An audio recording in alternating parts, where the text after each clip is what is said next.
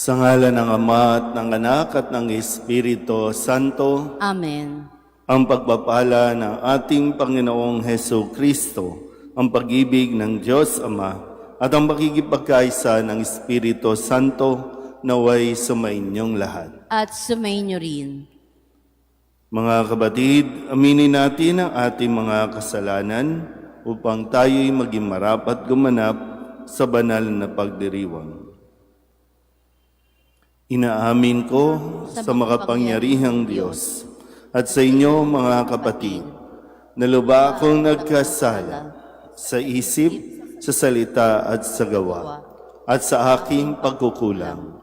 Kaya isinasamo ko sa mahal na Birheng Maria, sa lahat ng mga anghel at mga banal, at sa inyo mga kapatid, na ako'y panalangin sa Panginoong ating Diyos.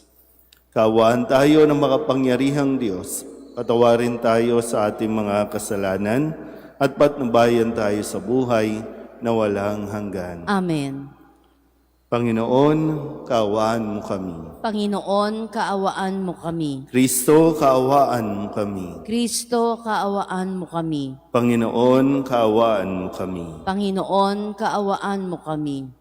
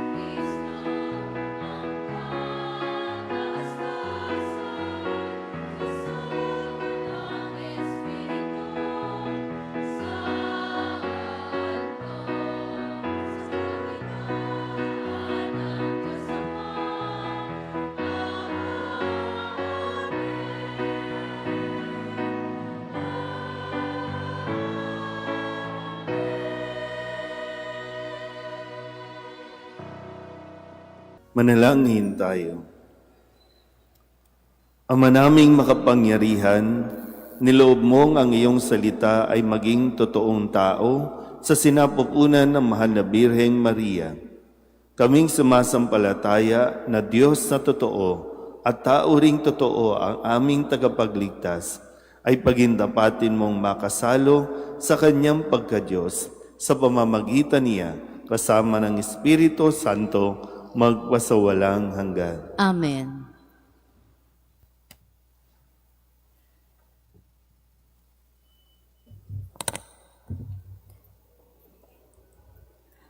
Pagbasa mula sa aklat ni Propeta Isaías. Noong mga araw na iyon, ipinasabi ng Panginoon kay Akas, "Humingi ka sa akin ng palatandaan, maging sa kalaliman ng Sheol o sa kaitaasan ng langit." Sumagot si Akas, "Hindi po ako hihingi, hindi ko susubukin ang Panginoon." Sinabi ni Isaías, "Pakinggan mo, sambahayan ni David. Kulang pa ba ang galitin ninyo ang mga tao na pati ang aking Diyos ay iyong niyayamot? Kaya nga't ang Panginoon na rin ang magbibigay ng palatandaan. Maglilihi ang isang dalaga at manganganak ng lalaki, at ito'y tatawaging Emmanuel. Sapagkat ang Diyos ay suma sa atin." Ang salita ng Diyos. Salamat sa Diyos. Handa akong naririto upang sundin ang loob mo. Handa akong naririto upang sundin ang loob mo. Ang mga paghandog, pati mga hain, at mga hayop na handang sunugin, hindi mo naibig sa dambana dalhin, upang yaong salay iyong patawarin. Sa halip, ang iyong kaloob sa akin ay ang pandinig ko upang ika'y dinggin. Handa akong naririto upang sundin ang loob mo. Kaya ang tugon ko, ako'y naririto. Nasa kautusan ang mga turo mo. Ang nais kong sundi iyong kalooban, aking itatago sa puso ang aral. Handa akong naririto upang sundin ang loob mo. Ang pagliligtas mo'y aking inihayag, saan man magtipon ang iyong mga anak. Di ako titigil ng pagpapahayag. Handa akong naririto upang sundin ang loob mo. Ang pagliligtas mo'y ipinagsabi, di ko inilihim sa aking sarili. Pati pagtulong mo't pag-ibig na tapat, sa mga lingkod mo'y isinisiwalat. Handa akong naririto upang sundin ang loob mo. Pagbasa mula sa sulat sa mga Hebreo. Mga kapatid, ang dugo ng mga toro at ng mga kambing ay hindi nakapapawi ng mga kasalanan. Dahil diyan, nang si Kristo'y manaog sa sanlibutan, sinabi niya sa Diyos, "Ang mga hain at handog na mga hayop ay hindi mo ibig, kaya't inihanda mo ang aking katawan upang maging hain. Hindi mo kinalugdan ang mga handog na susunugin at ang mga handog dahil sa kasalanan. Kaya't aking sinabi, narito ako, O Diyos, upang tupdin ang iyong kalooban, ayon sa nasusulat sa kasulatan tungkol sa akin. Sinabi muna niya, hindi mo inibig o kinalugdan ang mga hain at handog na mga hayop, mga handog na susunugin at mga handog dahil sa kasalanan. Bagamat ito'y inihahandog ayon sa kautusan. Sa kanya sinabi, narito ako upang tupdin ang iyong kalooban. Inalis ng Diyos ang unang handog na pinalitan na handog ni Kristo. At dahil sa kanyang pagsunod sa kalooban ng Diyos, nilinis tayo ni Hesukristo sa ating mga kasalanan sa pamamagitan ng minsang paghahandog ng kanyang sarili, at iyo'y sapat na. Ang salita ng Diyos. Salamat sa Diyos.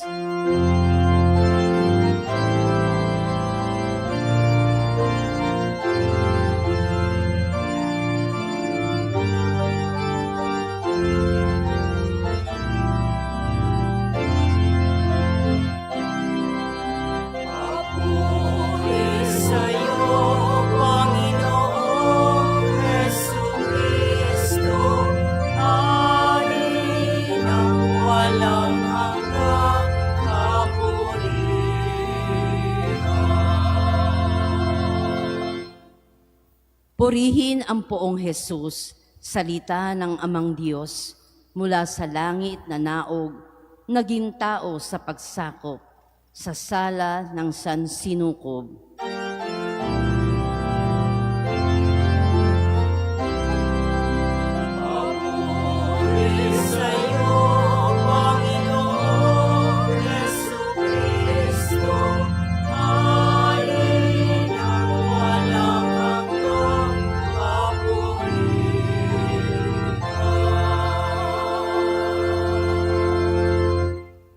Sumainyo ang Panginoon. At sumainyo rin. Ang mabuting balita ng Panginoon ayon kay San Lucas. Papuri sa iyo, Panginoon. Noong panahong iyon, ang Anghel Gabriel ay sinugo ng Diyos sa Nazareth, Galilea, sa isang dalaga na ang pangalay Maria. Siya'y nakatakdang ikasal kay Jose, isang lalaki buhat sa lipi ni Haring David. Paglapit ng anghel sa kinaroroonan ng dalaga, binati niya ito, "Matuwa ka, ikaw ay kalugod-lugod sa Diyos." Wika niya, "Sumasa iyo ang Panginoon." Nagulumihanan si Maria sa gayong pangungusap at inisip niyang mabuti kung ano ang kahulugan niyon. Kaya't sinabi sa kanya ng anghel, "Huwag kang matakot, Maria, sapagkat kinalulugdan ka ng Diyos. Makinig ka, ikaw ay maglilihi at manganganak ng isang lalaki, at siya'y tatawagin mong Jesus. Magiging dakila siya at tatawaging anak ng kataas-taasan. Ibibigay sa kanya ng Panginoong Diyos ang trono ng kanyang amang si David. Maghahari siya sa angkan ni Jacob magpakailanman, at ang kanyang paghahari ay walang hanggan." "Paano mangyayari ito, gayong ako'y dalaga?" tanong ni Maria. Sumagot ang anghel, "Bababa sa iyo ang Espiritu Santo at lililiman ka ng kapangyarihan ng kataas-taasan. Kaya't banal ang ipanganganak mo at tatawaging anak ng Diyos. Natatandaan mo ang iyong kamag-anak na si Elizabeth? Alam ng lahat na siya'y baog. Ngunit naglihi siya sa kabila ng kanyang katandaan, at ngayoy ika-6 na buwan na ng kanyang pagdadalang tao, sapagkat walang hindi mapangyayari ang Diyos." Sumagot si Maria, "Ako'y alipin ng Panginoon, mangyari sa akin ang iyong sinabi." At nilisan siya ng anghel.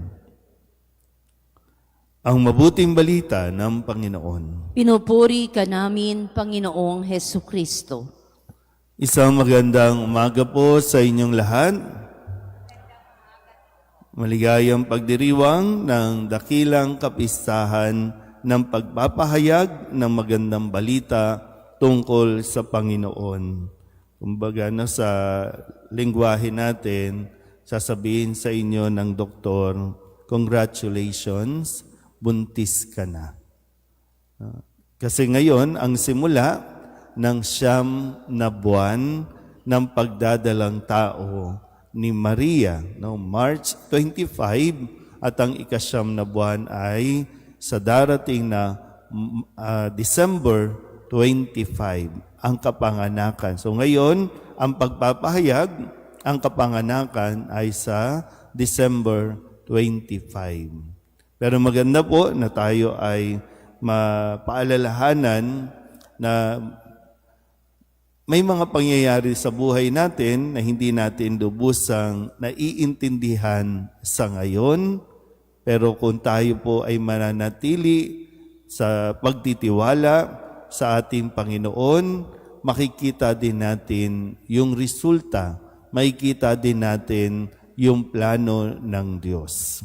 Meron tayong sariling plano, meron tayong sariling diskarte, kung kailan gusto natin, kung kailan, no, yun lahat, no, pinaplano natin. Pero pumapasok ang plano ng Diyos at higit na maganda ang plano ng Diyos kaysa sa gusto nating mangyari. Kailangan lang talaga natin na katulad ni Maria, no, kailangan lang talaga natin matuto ring magtiwala. Nakakatakot itong kanyang haharapin. Hindi ito magiging madali dahil sa kanilang kalagayan ni Jose, hindi pa sila nagsasama sa isang bahay, hindi pa sila nagsisiping, at dahil sa kanyang pagdadalang tao, no, kung tatanggapin niya, pwedeng ikapahamak ng buhay niya.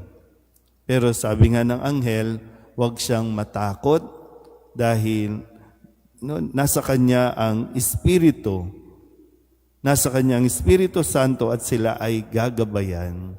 At doon, no, sa murang edad ni Maria ay talagang natutong ipagkatiwala ang kanyang buhay sa kamay ng Diyos. At hindi naman siya binigo.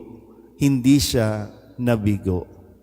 Hindi siya nawala ng pag-asa, kundi mas kumapit pa siya sa Diyos. Kaya kung sa imahin o sa larawan na nasa inyong harapan, no, nang siya ay kinakausap ng anghel, ay talagang nandoon ang kanyang mga tanong, nandoon ang kanyang kumbaga, paghingi ng assurance, sa kung ano ang haharapin at sa kung ano ang kanya pong pwedeng gawin.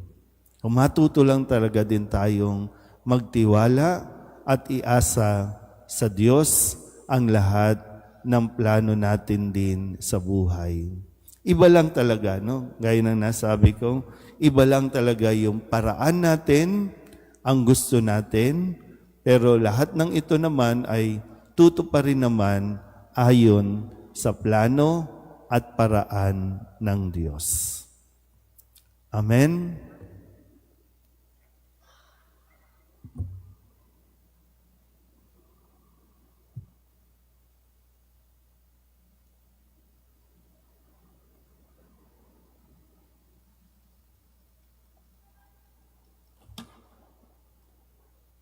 Ipahayag natin ang ating pananampalataya at sa dakong siya'y nagkatawang tao, luluhod po muna tayo sumandali. Sumasampalataya ako sa Diyos Amang makapangyarihan sa lahat, na may gawa ng langit at lupa. Sumasampalataya ako kay Jesucristo, iisang anak ng Diyos, Panginoon nating lahat. Nagkatawang tao siya, magsilod po ang lahat.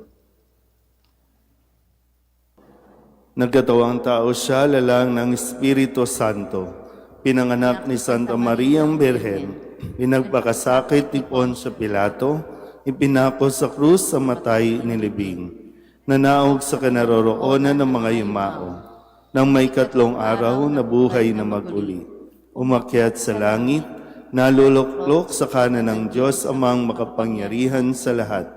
Doon magmumulang paririto at huhukom sa nangabubuhay at nangamatay na tao.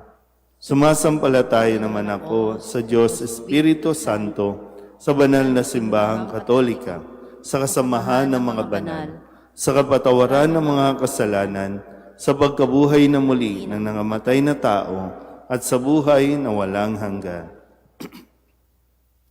Dahil sa tapat na pagsunod ng pinagpalang Birheng Maria, nagkatawang tao ang Diyos sa piling natin.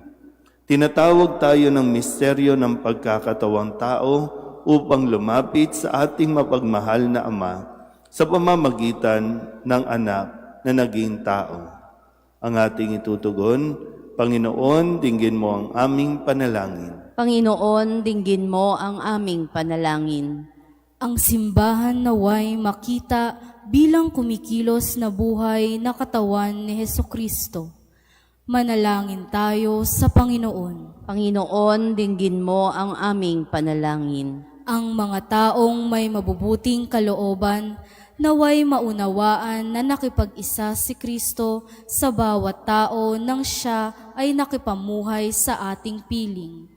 Manalangin tayo sa Panginoon. Panginoon, dinggin mo ang aming panalangin. Ang mga siyentipiko at teknologo naway magsikap ng may dakilang layuning itaguyod ang dangal at kaligayahan ng tao. Manalangin tayo sa Panginoon. Panginoon, dinggin mo ang aming panalangin. Ang mga inang nagdadalang tao naway masayang tanggapin ang bagong buhay sa kanilang sinapupunan katulad ng pagtanggap ni Maria sa kanyang anak. Manalangin tayo sa Panginoon. Panginoon, dinggin mo ang aming panalangin. Ang mga yumao naway mapatawad sa kanilang mga kasalanan. Manalangin tayo sa Panginoon. Panginoon, dinggin mo ang aming panalangin. Idulog din natin sa Panginoon ang ating mga personal na kahilingan at mga panalangin para sa ating mga pamilya. Kasama din ang mga kahilingan ng mga nanonood sa online. Lahat ng mga misang pasasalamat, special na intensyon, agarang paggaling ng mga may sakit, at ang lahat ng mga kaluluwa na inihiling na ipagdasal sa misang ito.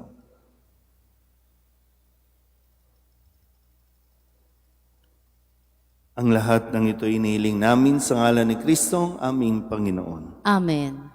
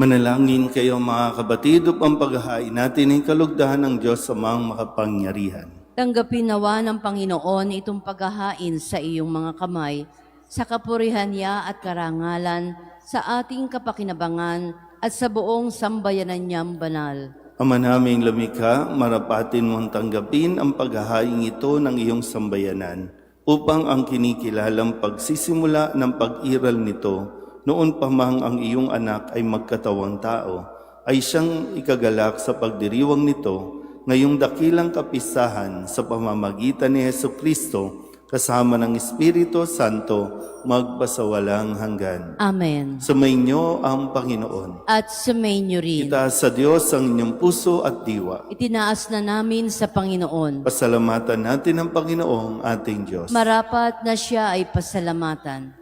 Ama naming makapangyarihan, tunay ngang marapat na ikaw ay aming pasalamatan sa pamamagitan ni Hesukristo na aming Panginoon.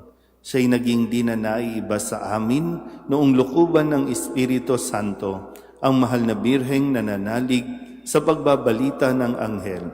Siya'y dinala sa sinapupunan ng maibiging inang si Maria, kaya't natupad ang iyong pangako sa sambayanan mong unang hinirang at naganap ang higit pa sa inaasam ng lahat ng mga bansa ng sangkatauhan.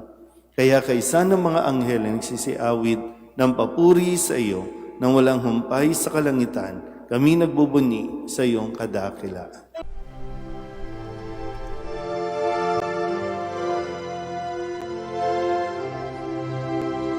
Santo, Santo, Santo, Panginoong Diyos makapangyarihan, napupuno ang langit at lupa ng kalwalhatian mo. Hosana sa kaitaasan, pinagpalang na paririto sa ngalan ng Panginoon. Hosana sa kaitaasan.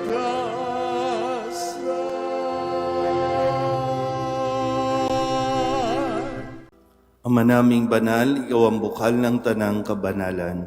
Kaya't sa pamamagitan ng iyong Espiritu, gawin mong banal ang kaloob na ito upang para sa aming maging katawan at dugo ng aming Panginoong Hesu Kristo. Bago niya pinagtiis ang kusang loob na maging handog, hinawakan niya ang tinapay, pinasalamatan kaniya, pinaghati-hati niya iyon, iniabot sa kanyang mga alagad at sinabi, "Tanggapin ninyong lahat ito at kanin, ito ang aking katawan na ihahandog para sa inyo."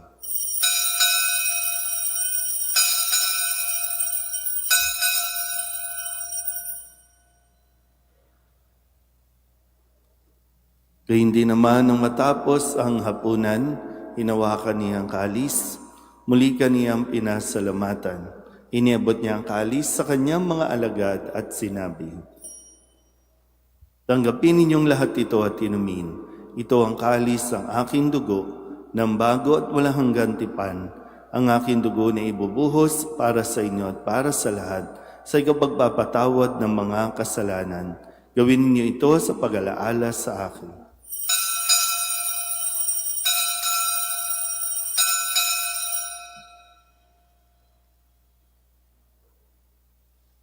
Ipagbunyi natin ang misteryo ng pananampalataya.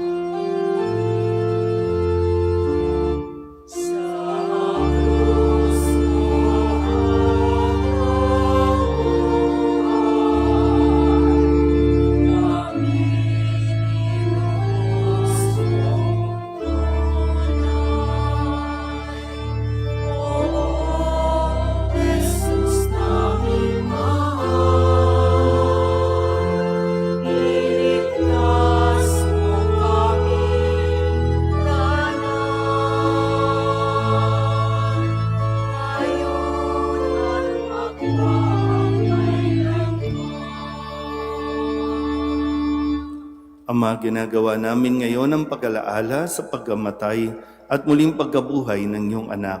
Kaya tiniaalay namin sa iyo ang tinapay na nagbibigay buhay at ang kalis na nagkakaloob ng kaligtasan. Kami nagpapasalamat dahil kaming iyong minarapat na tumayo sa harap mo para maglingkod sa iyo. Isinasamo namin kaming magsasalo-salo sa katawan at dugo ni Kristo ay mabuklod sa pagkakaisa sa pamamagitan ng Espiritu Santo. Ama, lingapin mo ang iyong simbahang laganap sa buong daigdig. Huspusin mo kami sa pag-ibig kaysa ni Leon na aming Papa at ni Jose na aming Obispo at ng Tanang Kaparian. Alalahanin mo rin ang mga kapatid naming nahimlay na may pag-asang sila'y muling mabubuhay, gayon din ang lahat ng mga pumanaw. Kawaan mo sila at patuloyin sa iyong kaliwanagan. Kawaan mo at pagindapating kaming lahat na makasalo sa iyong buhay na walang wakas. Kaysa ng mahal na Birheng Maria na Ina ng Diyos, ng kabiyak ng puso niyang sa San Jose, kaysa ng mga apostol at ng lahat ng mga banal na namuhay dito sa daigdig na kalugod-lugod sa iyo, may pagdiwang nawa namin ng pagpupuri sa ikararangal mo sa pamamagitan ng iyong anak na aming Panginoong Heso Kristo.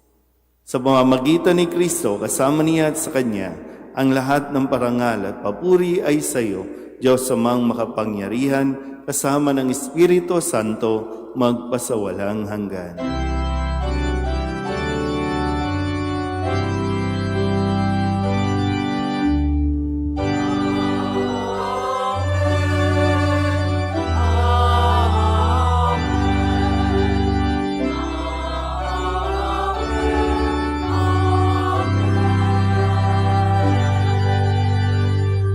Sa tagubili naman nakagagaling na utos at turo na Jesus sa Panginoon natin at Diyos, pahayag natin ang lakas loob.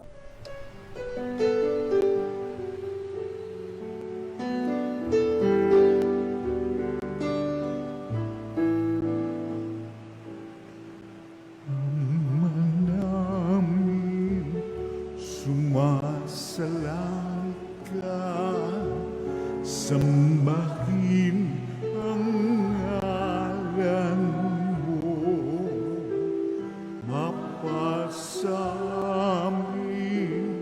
ang kaharian mo, sundin ang loob mo dito sa lupa para nang sa langit. Bigyan mo po kami ngayon ng aming kakanin sa araw-araw at patawarin mo kami sa aming mga sala para ng pagpapatawan namin sa nagkakasala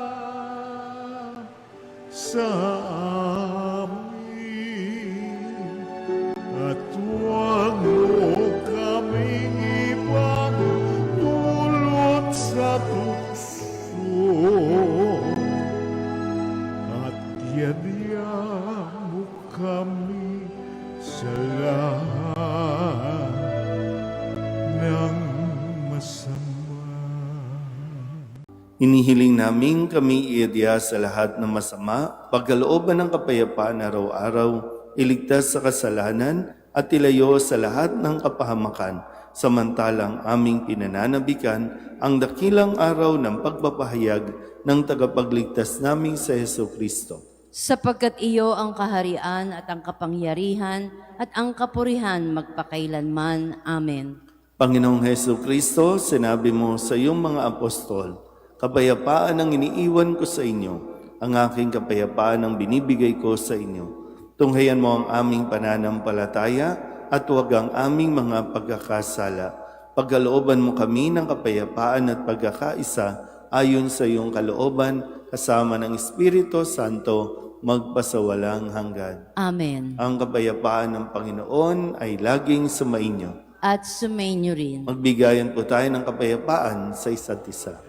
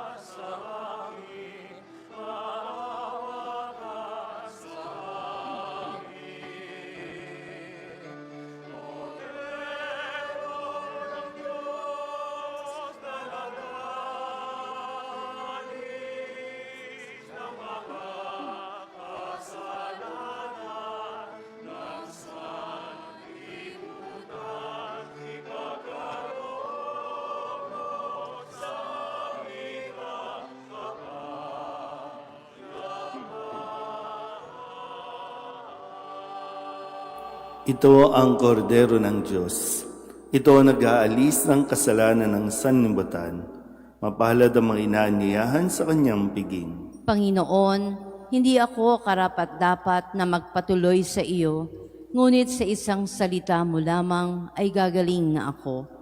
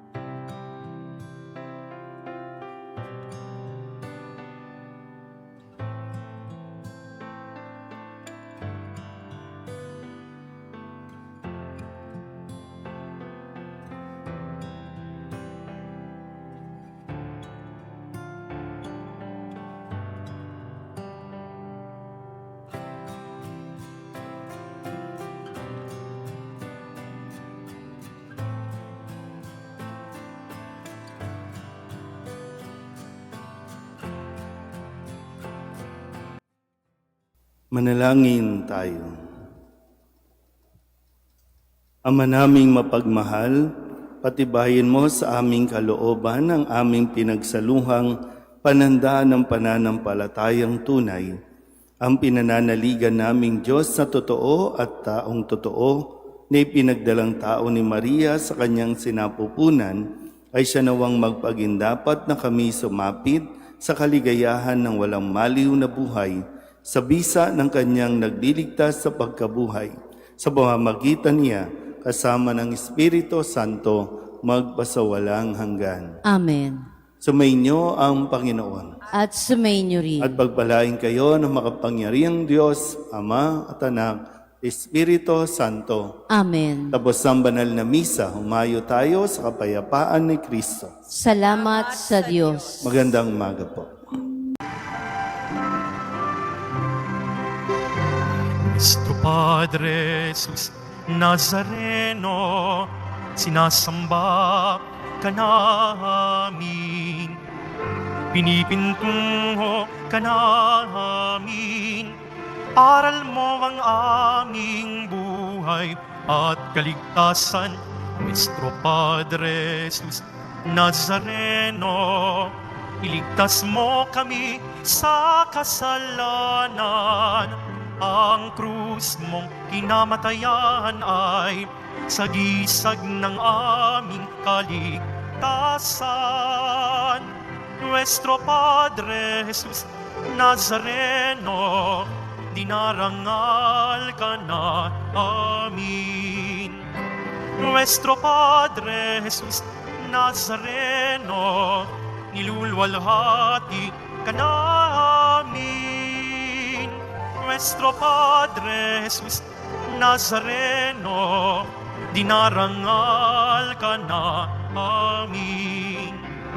Nuestro Padre Jesus Nazareno, nilulwalhati ka na